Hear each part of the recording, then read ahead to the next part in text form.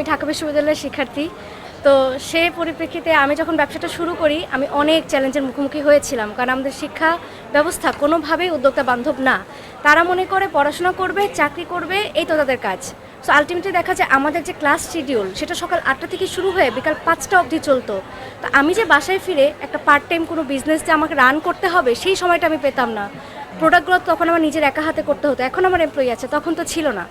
তো এই যে 4টা বছর আমার গ্র্যাজুয়েশনের আমি যে চ্যালেঞ্জেসগুলো ফেস করেছি, আমার টিচাররাও কেউ কেউ ছিল কিছু শিক্ষার্থী বান্ধব, তারা হেল্প করতো, কিন্তু বেশিরভাগ শিক্ষার্থীরা টিচাররা একদমই শিক্ষার্থী বান্ধব ছিল না। তারা মোটামুটি রীতিমতো বলতো যে কেন তোমরা এগুলো করবা, তোমরা ভালো চাকরি করবা, বিসিএস দিবা।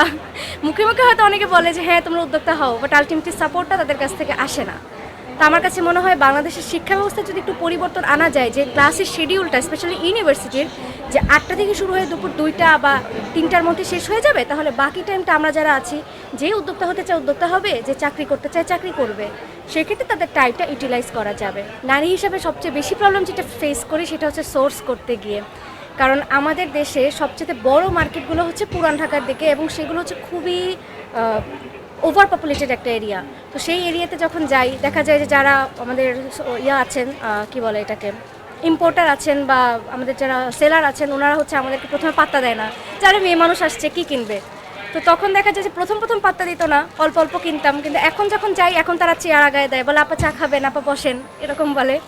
তো এখন আবার তারা মোটামুটি অ্যাকসেপ্ট করে। আর আমার কাছে মনে হয় করোনাকালীন সময়ের পর থেকে চকবাজার বলেন, সদরঘাট বলেন বা ইসলামপুর বলেন, এই সব জায়গাগুলোর না মানুষের মেন্টালিটিতে ব্যাপক চেঞ্জ এসেছে, কারণ এই সময়টায় প্রচুর উদ্যোক্তা তৈরি হয়েছে, স্পেশালি নারী। তো তারা প্রত্যেকটা টাইম যেটা করে যে মেয়েদেরকে দেখতে দেখতে এখন অভ্যস্ত হচ্ছে, তারা বুঝতেছে যে না, মেয়ে মানুষও ব্যবসা করতে পারে।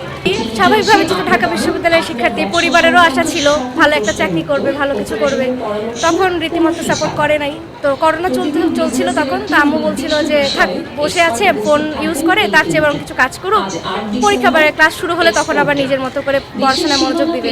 তো তখনও তারা হয়তো বুঝতে পারে নাই যে এটাই আমার পার্মানেন্ট প্রফেশন হয়ে যাবে।